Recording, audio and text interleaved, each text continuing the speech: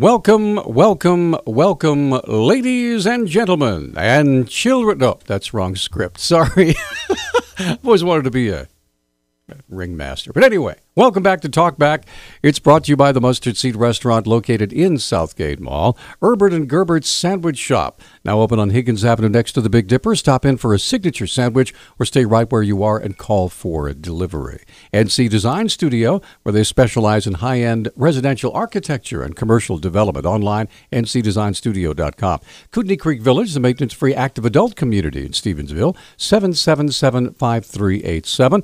Also, Dig It Excavating, where they bring 30 years of excellence to every job. 214-4292.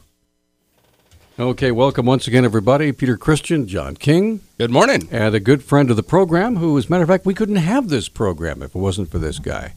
Patrick Barkey is with us, a professor at the University of Montana at the Bureau of Business and Economic Research, the director thereof. How are you, sir? Still employed, apparently.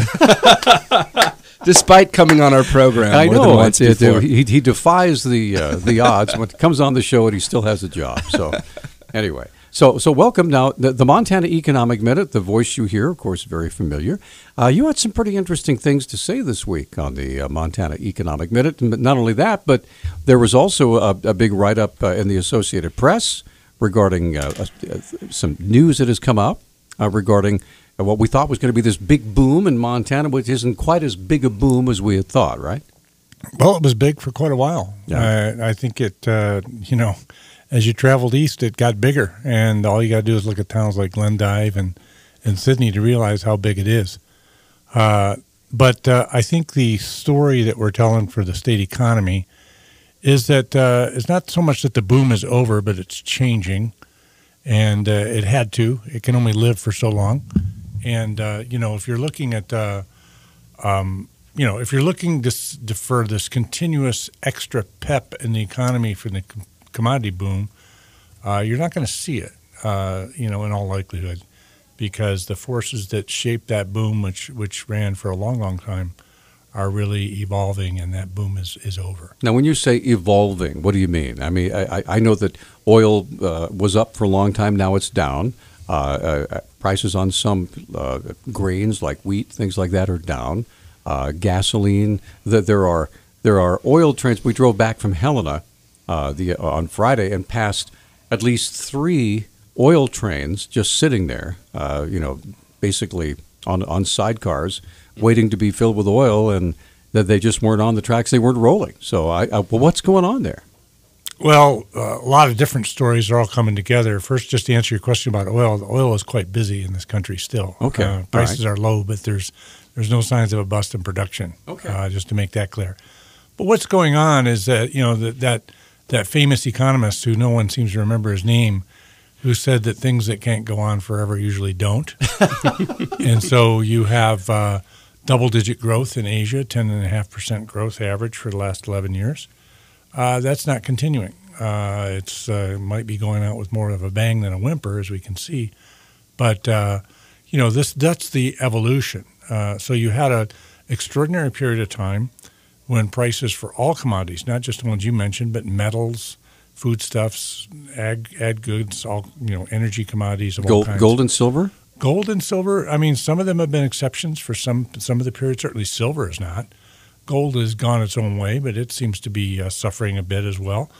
So you've seen this, the big force that propelled those up, what we call the commodity super cycle, has really turned, and we're now on the down part of that because expectations are adjusting and prices are adjusting to that new reality.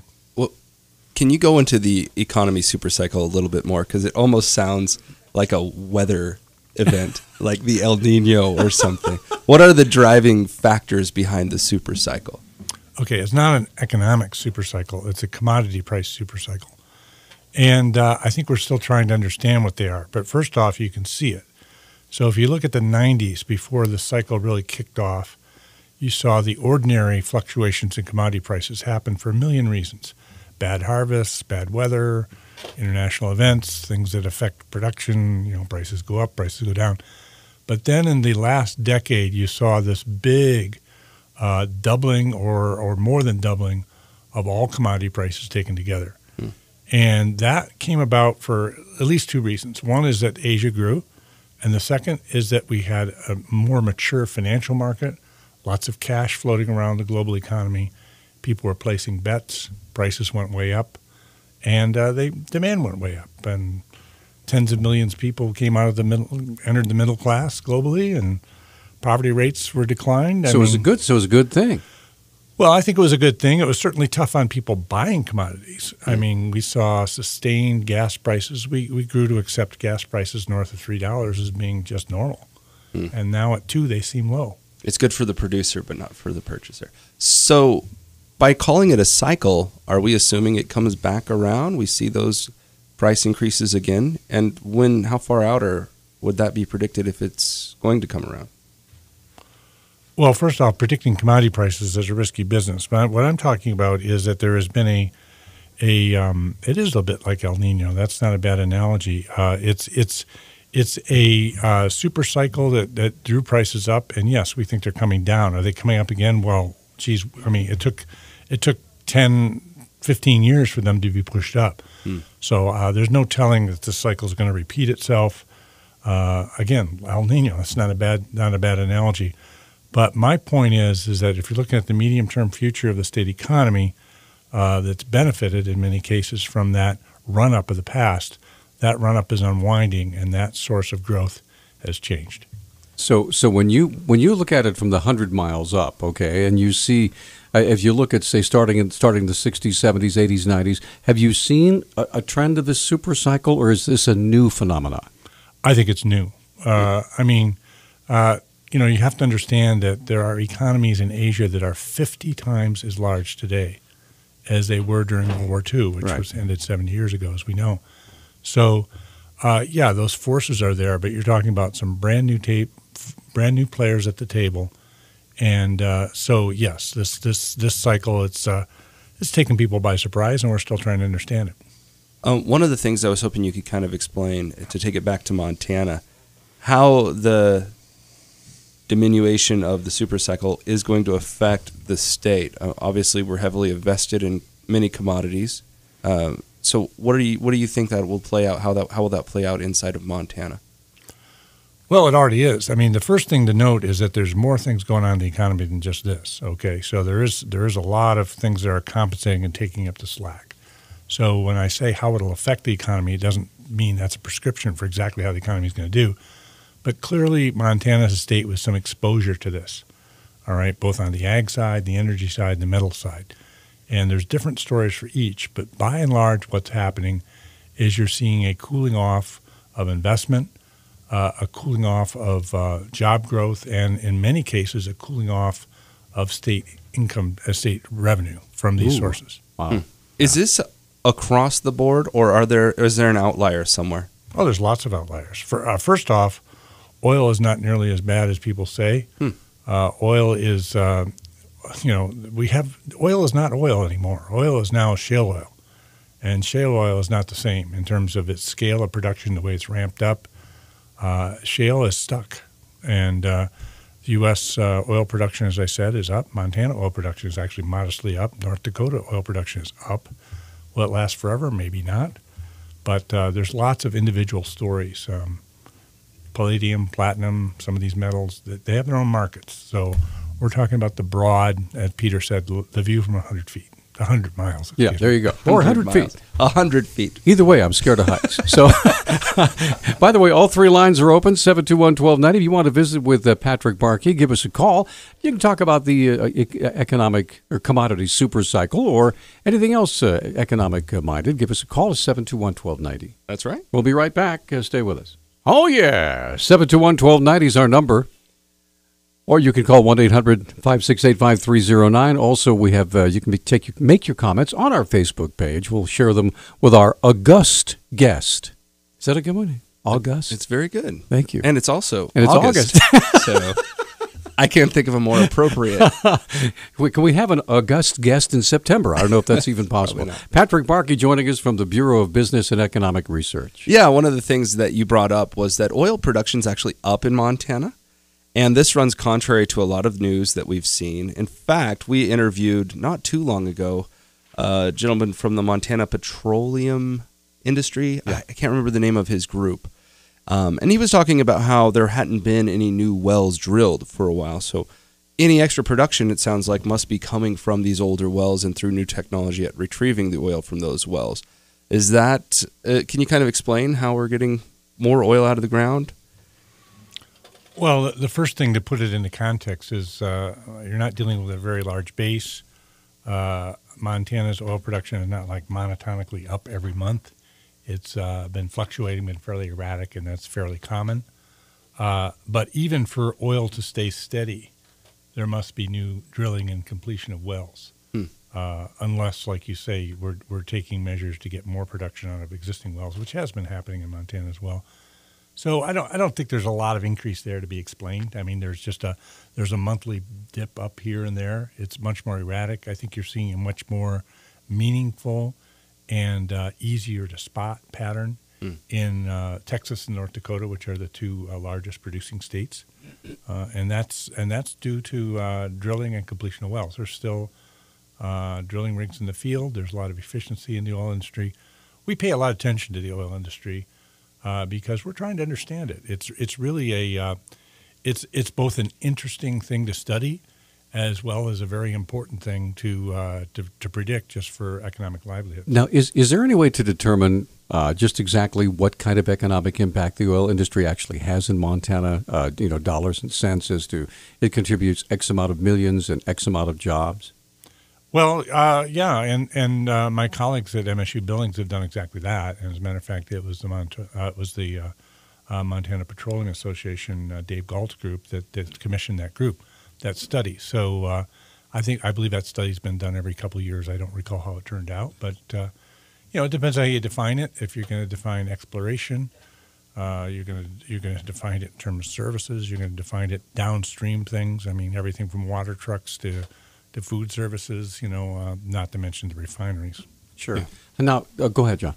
No, I was just going to ask about coal, because on the other side of the energy spectrum there is coal, and there just seems to be a huge push nationwide, and if you will, worldwide, to make coal the big bad guy of climate change. And so, let's not put those ports in the Northwest. Let's not build that tongue railroad. Let's not open that mine. Let's not do all this, because people are saying coal is universally bad. So economically speaking, how has that affected our industry here in Montana? Well, and of course, the EPA doesn't help either. So. You got the big part, right? I mean, so you're talking about a power source, an energy source that up until maybe 2011, 2010 was producing 50% of the electricity that we use. So it's a bit of a shell game to say, for example, if the electrons for this radio show come from the coal strip power plant, et cetera. But it's quite likely they do. And so you're talking about a pretty big player. And in the case of coal, you almost need a morning program to talk about it, because it's interesting. Well, we have an hour and a half. Yeah, that's so convenient. Yeah. Well, let's get going then, because a bit more of an existential threat. I think probably the best way to look at coal at the moment is to look at the stock prices of the four largest producers, one of which is in bankruptcy, Alpha Resources, and then you have Cloud Peak, Peabody, and Arch. And all those stock prices are down, 90% from where they were a year ago. So that reflects some of the changed circumstances. Some of those are market-driven. I mean, it's a tough market for coal right now. Not only are your competitors seeing lower costs, especially with natural gas, but then you have the regulatory uncertainty and as you pointed out, the lack of access to markets. So people who are in coal are in it for the long haul. They're certainly looking ahead 20 or 30 years. It's a completely different market. I mean, the customers of coal are power companies, and power companies write long-term contracts. They also there's merchant power producers. So there's a lot of things that have changed for coal, and right now it's looking very challenging. For Montana, that matters. Now, when it comes to real quick, I wanted to answer a question you asked about how much the oil industry. Oh, yeah, thank you. So Dr. Scott Rickard is the one that did the study from MSU, And the last study they have for full data for is 2013. But by 2013 numbers, Montana's oil and gas, I'm quoting here, Montana's oil and gas industry added more than $2.3 billion to the state's GDP. In 2013, Montana's oil and gas industry contributed to over 15,600 jobs, paying two-thirds more than the state average. Revenue from Montana's oil and gas industry accounts for 5.6% of the state's general fund, equivalent to an average Montana industry of twice or more its size. Wow. That's just a few of the bullet points. That's good to know. All right. Tell you what, I want to take I want to give Marilyn, she's on the line. I want to give her plenty of time to make her point and ask her questions. So we're going to take a quick break. We'll be right back, and we'll get Marilyn on. We also have two lines open for you at 721-1290. We're back. 721-1290 is our number. Our guest in studio, Patrick Barkey, the University of Montana Bureau of Business and Economic Research. And Marilyn, we appreciate your patience. Go ahead, please. Good morning. Thank you for taking my call. You bet. What's up? Okay. I would like him to talk about, or maybe they haven't studied this effect, but I'm sure they probably have. I think it needs to be discussed. The effects of socialism on our economy. The big government, and how the environmentalist wackos have destroyed our economy by, our steel is gone, our timber is gone, we can't mine. If somebody shows up in camo, my God, that's horrendous, to protect a mine. They're going out, government's growing. Tourism. We're supposed to live on tourism. And if people don't have money to spend, they're not going to be touring. And I'm hearing that this is the third longest bull market on record, and the last two were right before major crashes in the stock market. So there's a little bit for you to chew on. So we've got, thank you, Marilyn. We have about 3 minutes before the top of the hour. So, Patrick, you want to tackle any of those? Where do you begin? I mean, we've been socialists in this country for about 100 years. I mean, there's all aspects of socialism in government policy from our tax system to, look at how banks are regulated. I mean, there's any number of if I could interpret socialism as pursuing collective goals at the at the expense or with an overriding priority over individual goals, and we've had it for years. That doesn't mean it hasn't grown worse, or but in order to study anything, we have to define it. So if you were to narrow the question a little bit and you were to say, okay, what's the impact of let's say banking regulation, and I know that wasn't your question, but I mean you have to get specific. You have to quantify a little bit, right? Right. I mean, for example, banks are it's just the one that comes to my mind right away. Maybe I have a twisted mind here, but Dodd-Frank, is that what you're specializing on? Predates Dodd-Frank. I mean, banks are required to pursue goals that are different than what goals they would do as organizations, and whether that's good or bad. So they're required to pursue goals to lend to minorities, to do all kinds of. That's just the one that comes to my mind. I wish I could think of a better one right now. So basically, financial affirmative action in some ways. Yeah, that kind of thing. So there have been studies of that, and so they indicate, not surprisingly, that that those goals are either politically managed. So those banks get involved in the political process to try to subvert those programs, to try to make sure that they inflict the least harm on their own operations, or they have some cost in terms of outcomes. So, that's kind of a wonky answer to a pretty basic question, but there's just simply no way in my kind of business. I mean, if you just wanted to talk about that would be one thing, but if you really wanted to analyze it in my business, we've got to focus in on one or two specifics. We don't have much time before we're out of time. 1 minute. Oh, she did bring up the idea that there's been a long bull market, and usually this happens before a big crash. Is Is that some kind of periodicity that you notice as well as an economist? Well, I mean, that's like saying it's dark before dawn. I mean, that's the definition of the end of a bull market is some sort of decline. So that becomes definitional, right? I mean, or we call it a correction. Kind of the air popping up in the balloon, and when it gets too inflated, the boom is bigger and all that kind of stuff. I think those kinds of things are a little bit too basic to really be to matched by what we actually see. Okay, we're going to take a break. Come right back after the top of the hour, and we'll have all three lines open. Another hour to visit to talk with Patrick Barkey. If you have a question, give us a call at 721-1290. We'll put you in the queue, and you'll be up first after the hour.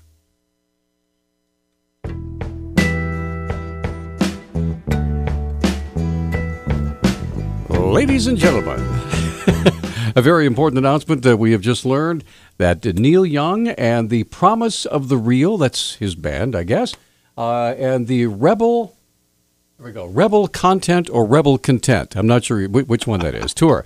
He's going Rebels to be here on October the 1st at the Adams Center. Now, tickets will go on sale, according to this news release we just got. Tickets will go on sale Monday, August 24th at 10 a.m., and there will be no pre-sales. What band are you with? We're with the Content Rebels.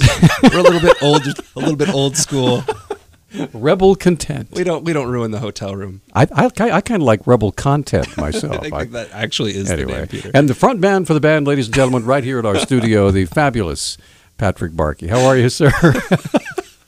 Now, what will that do for Missoula's economy, I wonder? Well, that's a specific of a general proposition I get all the time, which is this need for, I guess, what I would call casual quantification.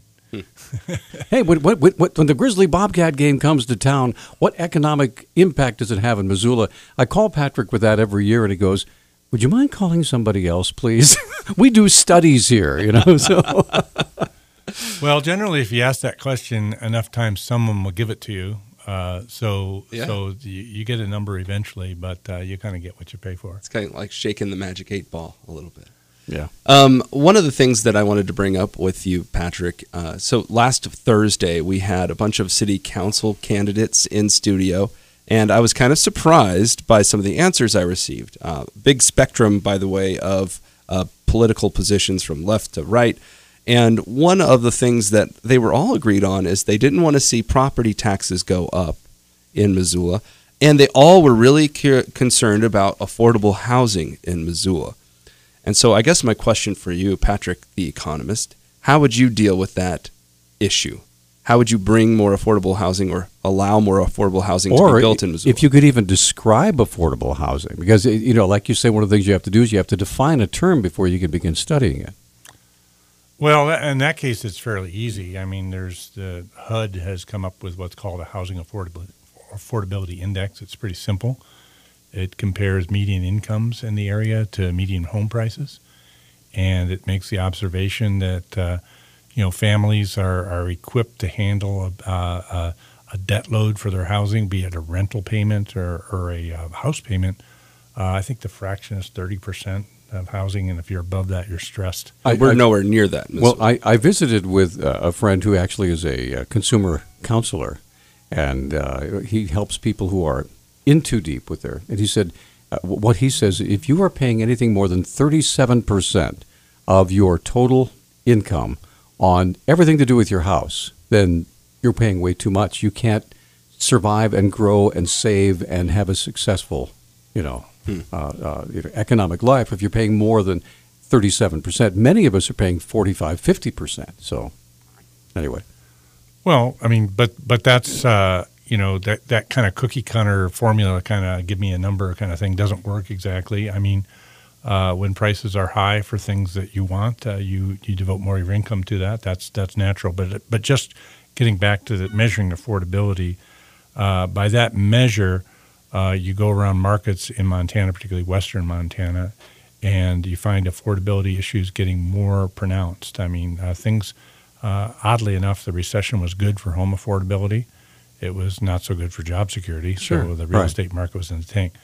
So in terms of the policy to pursue affordable housing, I mean, when you talk to an economist, I mean, housing is is a market good. I mean, housing is built by developers and it's bought by people.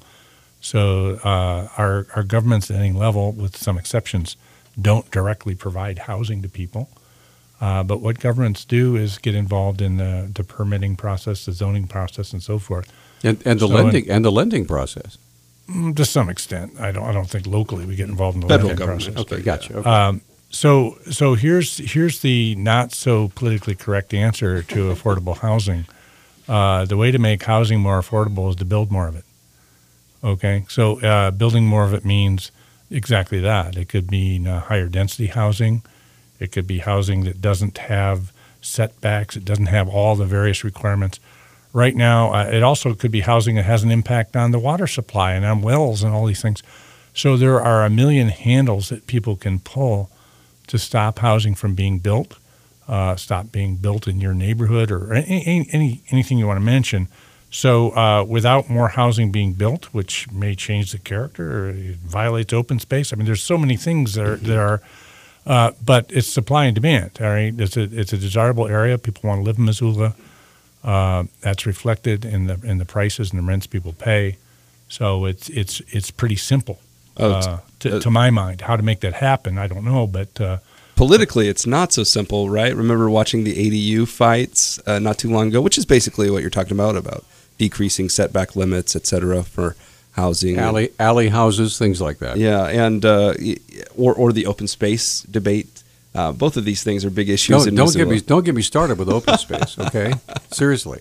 Anyway, 721-1290 is our number. We're up against our first break. I want to ask you, and this is just totally out of left field, Patrick, and I never even set you up for this at all, but there's a new program on cable TV called Tiny House Nation. I don't know if you've ever seen it, but it's a bunch of contractors who are building they almost look like sheds. I mean, you know, and they're big enough for maybe one, maybe two people. It's like living in a camper, except it's a stick-built home. There's one in Missoula that was on display not too long ago, actually. They were making them out of railroad cars. Right, yeah. Anyway, so there's all sorts of innovative ways that people are trying to get around and find affordable housing. So if you have a question or a comment, all three of our lines are open. What do you think? 721-1290. We'll be right back.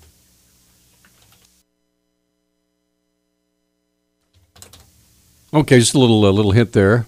Neil Young is coming to Missoula. He'll be at the Adams Center on October 1st. Tickets go on sale next Monday at 10 a.m. I'm assuming it's going to be at the Field House. With the Radically Contents. The radical, what's it called? Radical content. Okay. No, it's the Rebel. Oh, Rebel. Come on, John. Sorry. See, I said radical because Claire posted something about socialism.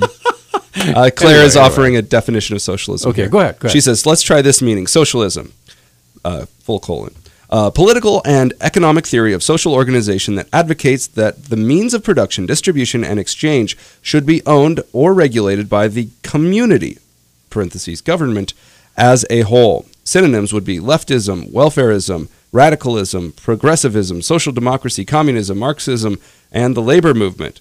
And then she writes, in Marxist theory, a transitional social state between the overthrow of capitalism and the realization of communism. There's Claire's 2 cents on that. So there you go. Mr. Barkey's going, what? Something tells me he has a pretty good handle on what communism means. Yeah. My question for you, Patrick, because we talked a lot about the commodities kind of going down and a little bit of a hit for the future as far as what we were expecting. But there's a lot of really good things to say about the future of Montana's economy. I was hoping you could shed some light on that. What are the big bright spots that are pushing us up? Well, that's a good question because there are quite a few. For one thing, I'll tell you what's already been underway for a number of years, and that is real estate's coming back. Home prices are returning to growth. We're seeing more normal activity in real estate markets across Montana, including western Montana, which involves not just the low end of the market selling, but other parts of the market as well. Improvement is always welcome there for buyers and sellers. One new development that is not getting a lot of ink is the fact that retail has improved. So retail merchants in Montana are doing better. They've been challenged quite a bit. I mean, everything went wrong for retail the last 5 years between the recession, Americans saving more, people traveling less, and those forces are coming back more into sync. I think you're seeing manufacturing doing better. You're seeing that happen right here in Missoula County. People don't know that there's actually more manufacturing in Missoula County than there is in Great Falls. So it's there's been a growth there. The wood products industry is smaller but healthier. High tech is getting some ink, properly so. I think there's not too much of a footprint in high tech, but there's certainly growth and potential. So healthcare is doing reasonably well. Missoula is actually an exception there. Things are going a little more sideways here. Why? Well, I mean, what challenges are there not for healthcare? I mean, for the regulatory costs of the Affordable Care Act are enormous. There's been a tremendous wait and see attitude in terms of what's going to happen with Medicaid expansion. I guess my question was, why is Missoula in particular going sideways compared to the rest of the state? Well, I mean, it's been a slow growth period for healthcare. That's its own program almost, I mean, but slow growth is taking people by surprise in healthcare. There's been a lot of cost control, a lot of outsourcing of regulatory activities. And Missoula in particular is a market that's still trying to make up its mind whether it can support 2 hospitals or not. It's been trying to make up its mind about that for about 20 years. But certainly there's been some curveballs thrown there in terms of the ownership and the mission of those 2 institutions. Well, I can certainly say that both of those institutions have gone all in, basically in investments. One being bought out by the Billings Clinic, the other St. Pat's just spent millions of dollars on have gone back into the baby delivery business after being out of it for over 40 years because they saw it as an economic necessity to be able to offer that to that basically, if you will, and forgive the term, cradle to grave service that they did not have for the last 40 years. And so St. Patrick Hospital, Providence, saw that the wisdom of that investment, and they went for it, and they're keeping fingers crossed, hoping for the best. Well, the wisdom of the investment will be proven over 5 years from now. Sure, I mean, yeah. It may look smart now, but it's like I say, it's a market that's still trying to, it's shaking out, so to speak. And so that's been, and the other thing that's happening in Missoula has been happening for a number of years is that they're losing rehab business, they're losing some of the business that doesn't require you to be right in proximity to an institution, to markets like Kalispell and Hamilton and Ronan and places like that. I wanted to backtrack to one of the things you talked about, the brick and mortar story. Stores, traditional stores. I mean, before I got on the radio, I worked in some brick and mortar stores. Almost all of them are gone now. So I guess my question is, what is driving traffic back to these stores? You said they're doing better than they were, but it was so bad before. Is it a bright story for them? I mean, is it something? Are we going to forget Amazon and go back to the local store in the future? Or? Well, first off, you say the stores are gone, but there's been plenty of other stores take their place. I mean, fair enough. So retail is an activity. Sears is gone, but Cabela's is here, and all that sort of thing. So there's a lot of churn there. I think the story in retail in Montana is just like every place else. There's a big challenge from the Amazons, no question about it. I mean, there's, and so be it. I mean, that's what the economy gives us. It gives us choice, and we make our choice, and institutions survive or fail accordingly. People from my generation, please forgive me, John. People from my generation resist things like Amazon.com because. When my wife goes clothes shopping, she doesn't want to go online to a catalog and say, that looks good. And you wait 3 or 4 or 5 days, whatever, you try it, it doesn't fit, you don't like the color, whatever, and then you have to send it back. She wants to try something on. When it comes to furniture, you want to sit on a couch before you buy it and have it delivered. We actually did that. We bought a couch online from one of the big box stores, had it delivered, and it didn't sit right. It didn't fit into our house. Everything about it was wrong. And so we had to box it up and send it back again. We ended up buying something locally. So there are a lot of things that you really need to touch and see and feel or try on before you can buy it. Am I wrong or what, Patrick? It's an individual choice. I was going to say, that's what I just said. I mean, there's a choice out there. You can do one or the other. And at your generation, I think that was a good qualifier because my wife buys a lot of stuff online, and if she doesn't like it, she just sends it right back, and they get her a new one. So, I don't understand that. Why? It's because cheaper. You understand paying less money for stuff, don't you? Well, 721-1290 is our number. We're going to come right back. Marilyn is back with us, but we have 2 lines open at 721-1290. Stay with us. So we're just waiting for that part to come in, and we can. Hey, we're back on Talkback. 721-1290 is our number. 1-800-568-5309. All right, let's get back on the phone, and Marilyn is back. Marilyn, you have another question. Go ahead. Yeah. Okay. First of all, thanks be to Claire for describing socialism, and I think that we have to talk about that more. Socialism has not worked all over the world, and the left hates capitalism. They hate the free market because the government has grown and grown and grown and grown with regulation and everything, and taxes.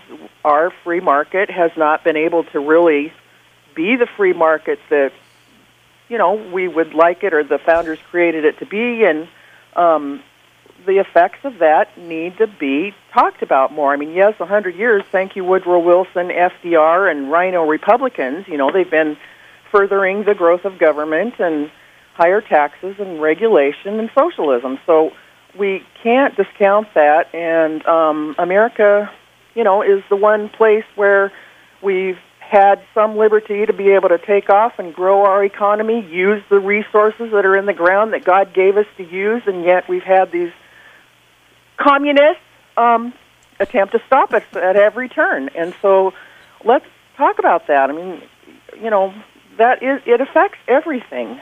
Well, to talk about it narrowly, if you could name a sector that most concerns you that Patrick can tackle.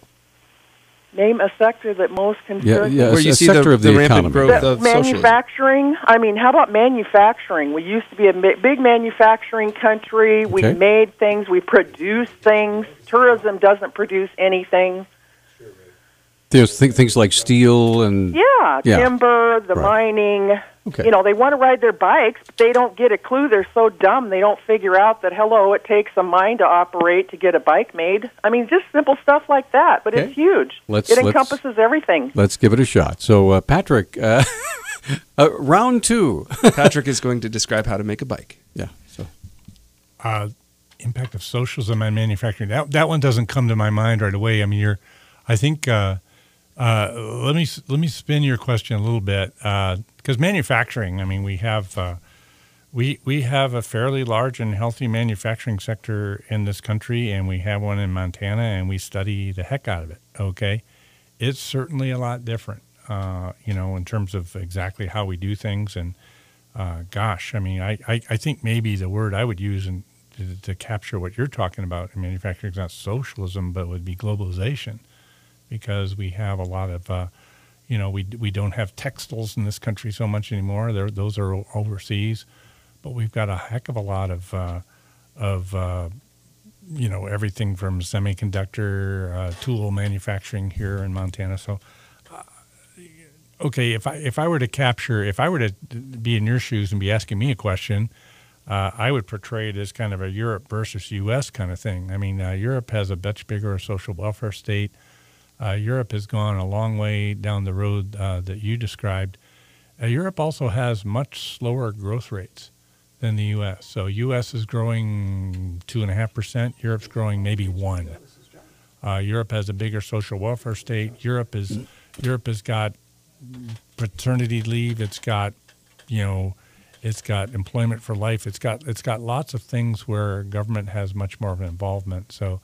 It's not that I don't really disagree with you, but in terms of what I'm good at talking about, which is trying to measure economic trends and assess them and try to translate them and what they mean for the state economy. What I hear when I get a question like that from Marilyn, when someone like you is on, is they want you to explain it in a political way, but you're an economist. I mean, you look at things in the terms of, how it affects the economy, how it either balances or unbalances the economy. Doesn't necessarily have a political quantitative, side. Am I correct or not? Well, I mean, but these things come about. I mean, you see, for example, maybe going the other direction are people who want to privatize, and you can see right away how this language has an effect. Well, privatize, deregulate. All these words have these these connotations. They're hot button words. Yeah, but just to give you an example of where the private sector, I think, still works pretty well, what we do a pretty good job at.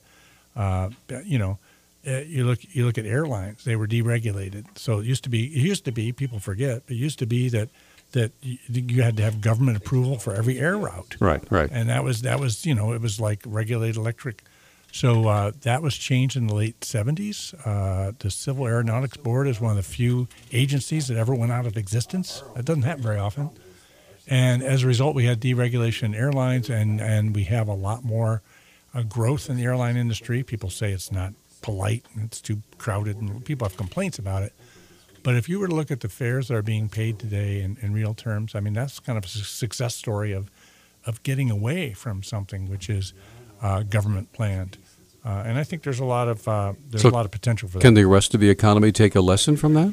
I think so, but I think this is a political question. It always will be, right. But it's a political question with economic consequences. Okay, let's get Ray on the line. Ray, you got about a minute and a half. Go ahead, sir. Good morning. How y'all doing today? Good. Real quick, Ray, what do you got? Good. What's the rate of suicide between highly bureaucratic countries and lower bureaucracy countries? Seems the bigger the government, the greater the bureaucracy, and bureaucracy is interested in only growing. Okay. Well, you're exactly right. Bigger countries, bigger government, but bigger everything, right? So I don't know if that's the piece of the pie is not necessarily bigger, the slice of the pie, but the whole pie is bigger. I'm not sure if that's your point, though. Yeah. So we're going to take a break. Pete, if you'll hang on just a second, we have one line open. John's on the other line, and we'll be right back. Patrick Barkey joining us for another half an hour here on Talkback. Hey, it's Talkback, and we are back. Patrick Barkey joining us in the studio. We're just kind of discussing things during the break, and one of the things that you had mentioned, Patrick, is that there are a lot of, especially high-tech businesses in Montana, that are really seriously having a hard time finding qualified, trained people to do a job that pays fairly well, right? Well, yeah, I mean, that's certainly the case, but we're hearing that across the economy, not just in high tech. In high tech, the interesting thing that is happening is you have an area like Bozeman, which is starting to pay something that's much closer to a national wage, right, to attract people. And quite frankly, I think some of the other markets in the state are slowly becoming aware of the fact that that they need to increase their wage offers to attract talent. Now that's its own dynamic. I think there's a larger impact that's happening across the state, not so much in high tech, but particularly in production, construction occupations, and that is people can't find workers for their openings. Is this demographics? I mean, is it just that population getting older, not enough young workers, or is there something deeper to it? What do you think is the cause of this job shortage or worker shortage? It's another whole program, unfortunately. I'll try to give you the quick bullet points. The first bullet point is that there's more data on workers now. If you're a bad worker, it's hard to hide it. There's drug tests, arrest records, everything you can. So the pool is shrunken just from technology point of view.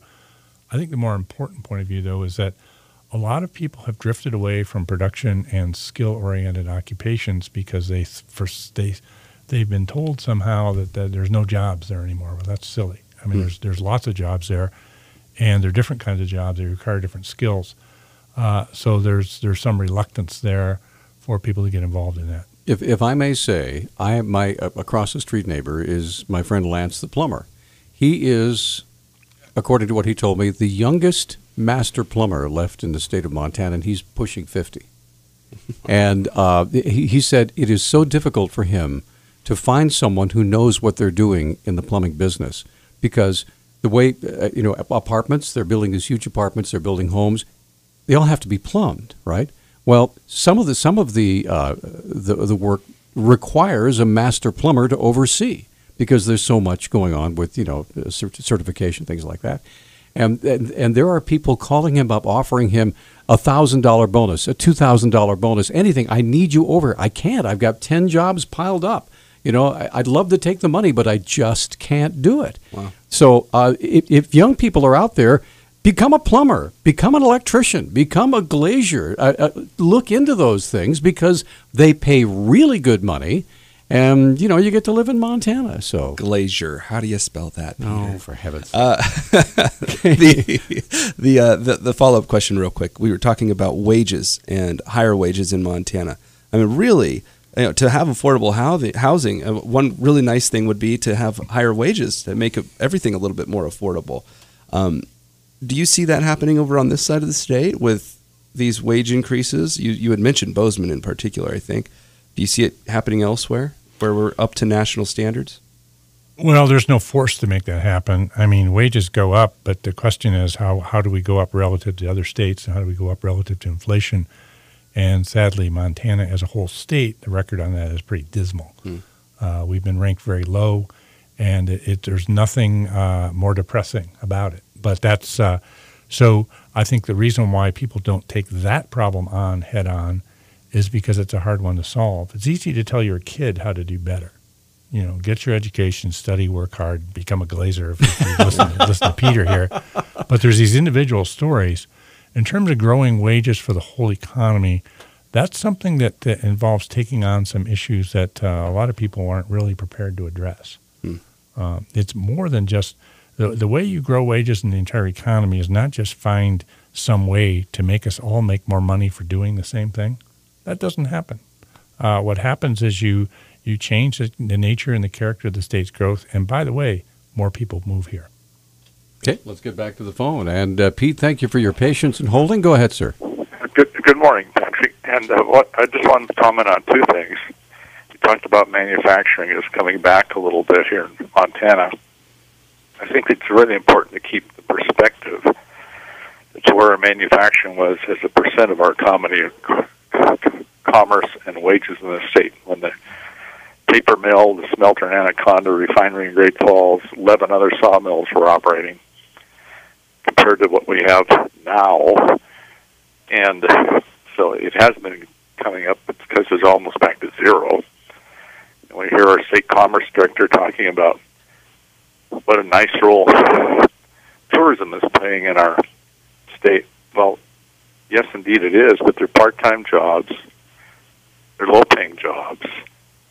And if our manufacturing was at the segment it used to be, tourism wouldn't be there. It'd be down further where it used to be. So it's all a matter of perspective.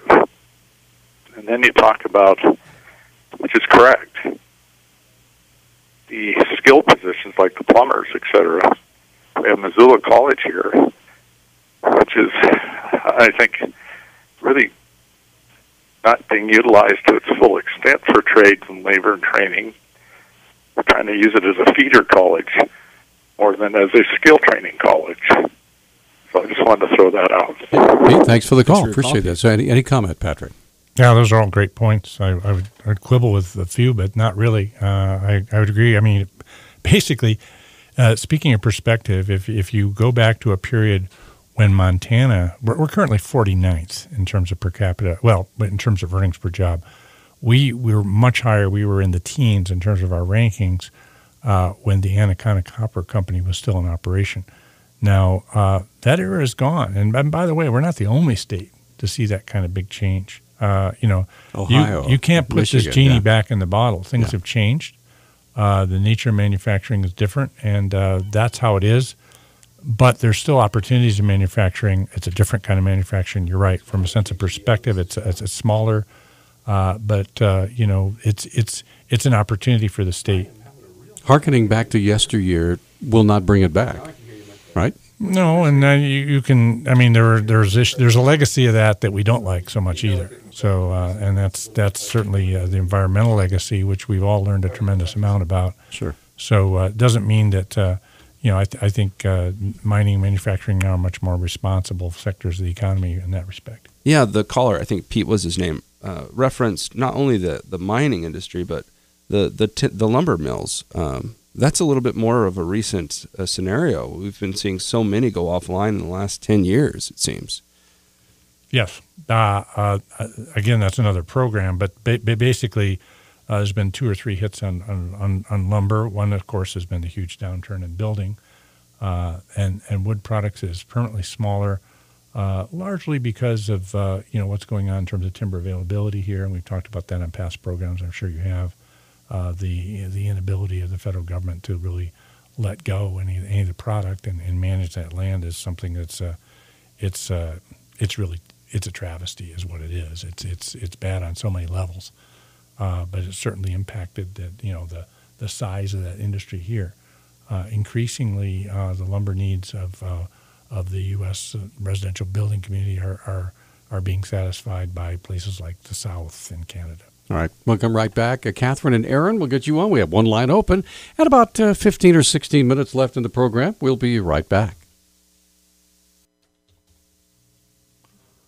Hey, it's Talk Back, and we have about 14 minutes left in the program. Patrick Barkey joining us from the Bureau of Business and Economic Research at the University of Montana. So let's get back to the phone. Catherine's been waiting very patiently. Hi, Catherine. Good morning. Good morning, Patrick. First of all, Bozeman has the engineering school, which I think plays into how well Bozeman is doing in manufacturing. Just a thought. The technological revolution, for instance, 3D engineering and software and robotics, and the push for higher minimum wage kind of are working against each other, the higher minimum wage for low-value jobs. And this will continue to push the acceleration of business adoption of technological innovation as labor costs go up and the initial capitalization costs of technology goes down. What prognostication in terms of years for this transition, and what do you see as the labor needs for business afterwards? In other words, what educational specialties should people who are in their teens and 20s be looking at? And what do you think is going to happen with all the people who no longer have the skill set to work in the economy that's coming? I'm just thinking that looking at, for instance, when the buggy whip makers went out of business because of the automotive technology industry coming on, that took about 20 years. So just was wondering. Although they make radio antennas. Yeah, pretty similar. Elevator operators. Yeah. Go ahead, Patrick. Okay, there are at least three substantive questions there, and I'm exactly, not sure I'll be able to get to all of them. Thanks, Catherine. First off, but they're good questions. I'm just not sure I can do them justice. So, okay, first off, in terms of what's going on with minimum wage, labor costs, mechanization, automation, you mentioned robotics and so forth. Actually, the interesting thing that's going on is that wages have not been going up very much. A lot of people point that out with kind of a hands-on-hips attitude because they don't think that the economy is benefiting workers, and there's some truth to what they're saying. And so I don't think wage growth is really a problem in the economy right now. If anything, the problem is that it's too slow. So and so I think the technical change in the workforce is another question in terms of what skill sets are needed. Really, I think the job advice I would give young people right now is the same as I would give at any time, and that is invest in your own skills. Doesn't mean education, formal education. Certainly you ought to finish high school, and certainly some college is good, but not good for everybody. We sort ourselves out that way. But I think if you're not in a job where you're learning something, particularly if you're younger, you should really start looking around, no matter what kind of money you're making. The third question, I'm trying to remember what you asked. What is the impact of automation in Montana going forward? Well, that's one of those casual quantification questions. 3.2 is not. But I'll tell you this. A technical investment and becoming more productive and becoming more competitive is part of our economic livelihood. It's here to stay. It has an evolutionary effect on labor needs. Certainly, the days of steel mills, lumber mills, and so forth with parking lots with 900 cars in them is gone. It's gone forever. But the impact of that has grown jobs in other areas. So you got 900 businesses with 10 cars in the parking lot. Exactly, and you also have a job market, and this is a big long question. It's a big long issue, and it's a whole program by itself.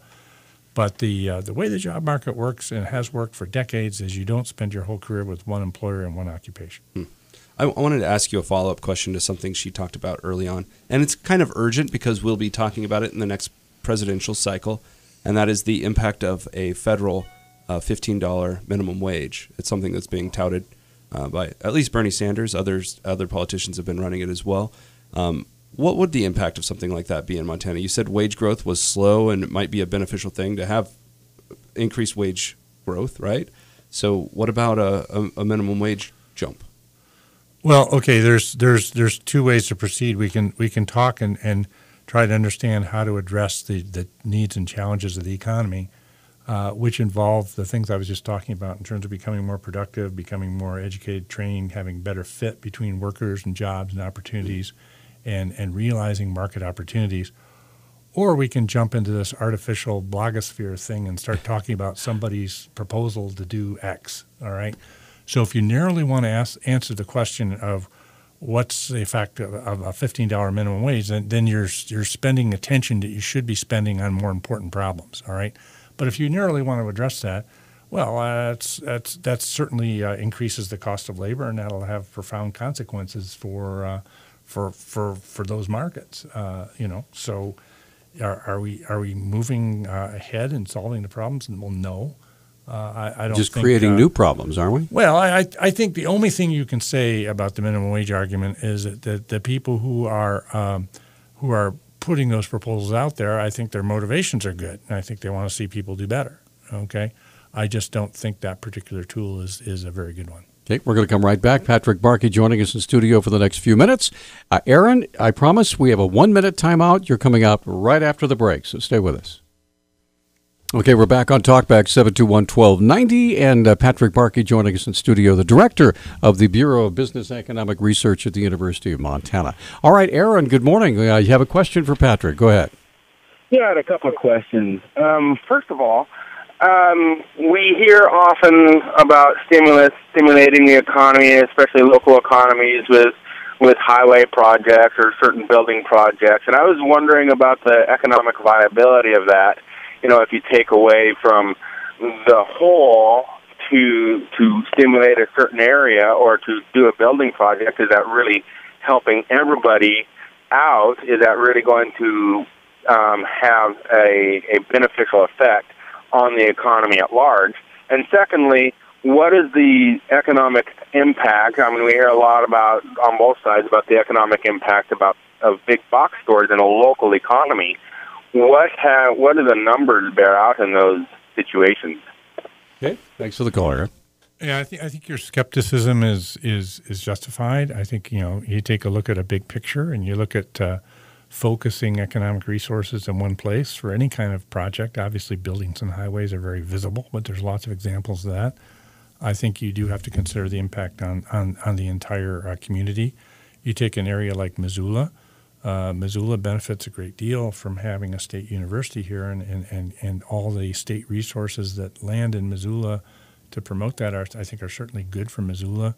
But if you're looking at it in terms of the entire state, then you have to consider how those resources are being used. I work for the university, and I think in all modesty the university uses them pretty well, but others may differ. But that's certainly you're right. I mean, you have to keep score in a very careful way.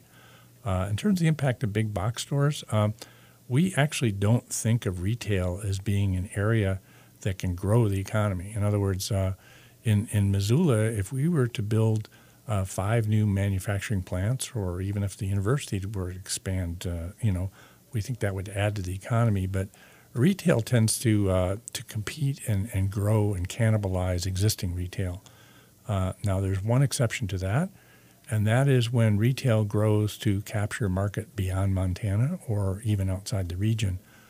So that can add to the economy, but it's by much less. So you build a big box store, it's interesting, you get a lot of news, but typically what you're doing is you're displacing some activity someplace else. What are the industries or the elements other than the university system that you think would drive a growth in the economy that's local, like where we'd see a physical footprint of a building, for example? I wouldn't worry too much about physical footprint. I think you're talking about businesses that are expandable. Okay, they're expandable because they do business with the outside world beyond Montana, ideally, And those are every kind of business from manufacturing does that, tourism does that. You're looking at energy certainly does that. Our transportation facilities do that to some extent. I think in terms of our professional services, high tech potentially does that. To use the jargon of economists, we call these are export industries. Export, not necessarily international, but export to other parts of the country.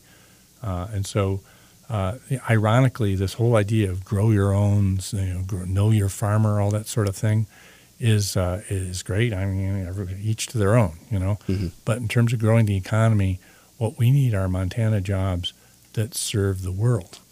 And we have a lot of those, fortunately, in that.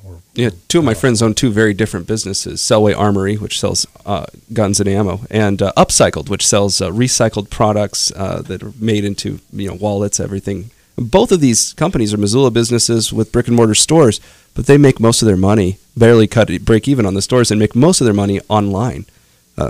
It's just the new economy. So there's a lot of is there a lot of that going on? Let me ask you this: we have 3 minutes left in the program, Patrick. So if you had a magic wand and you could wave it and you could change Montana's economy to be better for everyone, to raise us from being 49th in the country to at least being somewhere in the middle, 47. Yeah, well, whatever. Is there something that could realistically be done if we were able to set aside the politics and set aside all the, the preconceived notions of good, bad, indifferent? 3 minutes. 3 minutes. You need a lot more time than that to solve that problem. Okay, all right. Basically, we would have to agree to do something that was different. That's my first comment, because if you do the same thing, you get the same result. Right. What we did was different. There's lots of options. Just to throw out what I'm talking about, suppose Billings became more like Boise, all right? Maybe or Missoula became more like Boise. A city of 500,000 people. What do people want? Montana want that? No, I don't think. It's different. Being more urban, however, or having an urbanized area gives you an opportunity to support more specialized activity. That specialized activity can reap rewards in terms of wages. I mean, that's just one example of different. Another different thing would be if we were to take more advantage of our energy and natural resources, increase capacity there. That's a totally different thing. But that would grow high-wage jobs. I'm not sure, All these things are different. I think one thing that won't succeed is simply by finger-pointing, trying to pry more money out of existing businesses, increase wages. That kind of thing it's like squeezing a balloon. You squeeze it in one place, it's going to bulge out someplace else. What do you mean by increased capacity for the energy sector? Well, I mean, we haven't built a new coal mine in here in quite a while. In fact, we just shut one down. And I think in terms of, there's certainly on the natural resources side, this was much more viable 5-6 years ago, and commodities were much higher, increased capacity in mining, where the treasure stayed after all. So I'm not saying that that's the way, but it would be, I hate to say it, it's been disgraced, all of the above strategy. But, if you're going to grow wages, I think you have to have a different attitude also towards, I hate to say it, corporations. Evil word in Montana. But corporate jobs pay more.